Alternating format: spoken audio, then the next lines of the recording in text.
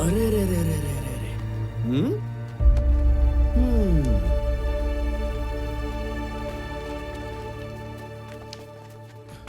मैं जानता है कि गवर्नमेंट का नौकरी में बहुत सारा जिम्मेदारी उठाना पड़ता है, लेकिन ये सब नहीं करने का। और अगर ये सब करने का ही है ना, तो मुंह बंद करके चुपचाप करने का। अभी क्या होएगा, ये सारा जिम्मेदारी मेरे को उठाना पड़ेगा, वो मैं उठा लेगा। लेकिन आप ऐसा फिर से कुछ करेंगे ना, तो ये देखो ऐसा एक्सीडेंट होएगा और ऐसा टांग टूटेगा। छोड़ो, मेरे को ये सब से क्या है, मैं तो रिपोर्ट में लिख देगा कि एक्सीडेंट तुमने किया।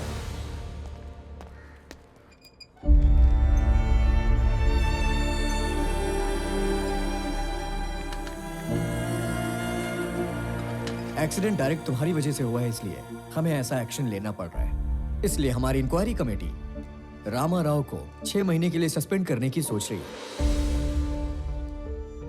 Sir, if you don't mind, my humble request is 6 months बहुत ही ज्यादा है, वो भी रामा राव के खिलाफ। बस एक एक्सीडेंट ही तो था और इसने पब्लिक की हेल्प ही तो की थी। So, I propose 3 months of suspension and I request you to consider that.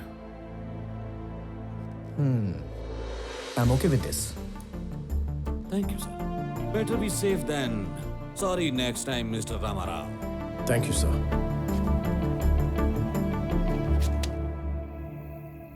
मेरे फोन करते ही तुम सब यहाँ आ गए, इसके लिए शुक्रिया।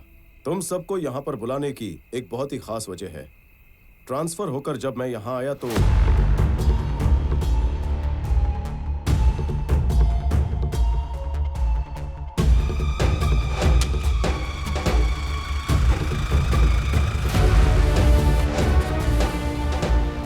हमारे जमाने में उसका बाप यहाँ का मेंबर था, अभी वो मेंबर ही नहीं रहा।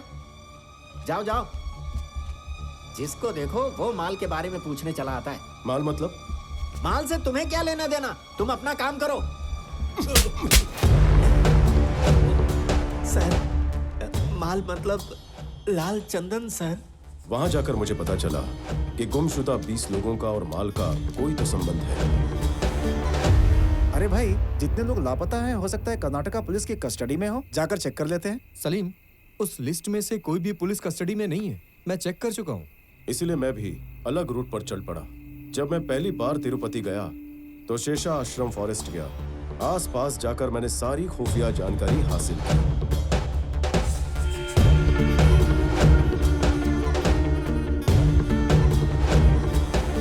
इस पूरे स्मगलिंग नेटवर्क में कुल मिलाकर 5 लेयर्स हैं।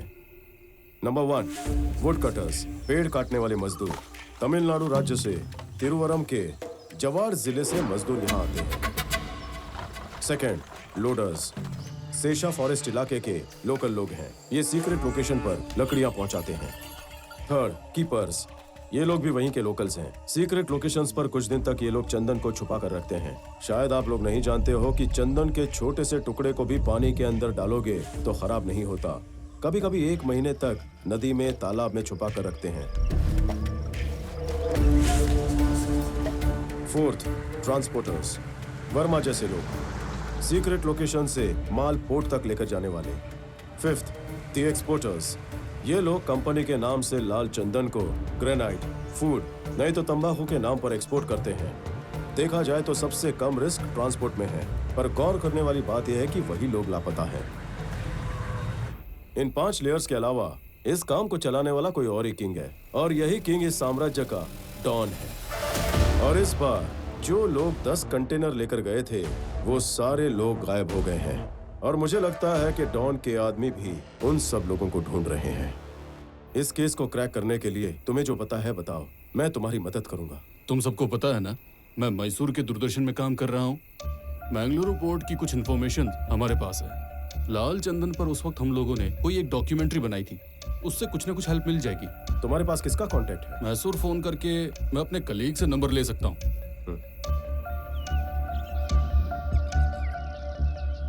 जैसा कि कल रात को मैंने बताया था, मैंने अपने ऑफिस में कॉल करके कलीग से उसका नंबर ले लिया है। तुम्हारा शक बिल्कुल सही था, वो सारे लोग अभी भी माल को ही ढूंढ रहे हैं। तुम चाहो तो उन्हें मिल सकते हो। ठीक है, तो अब मैं चलता हूँ। ये लो। ठीक है।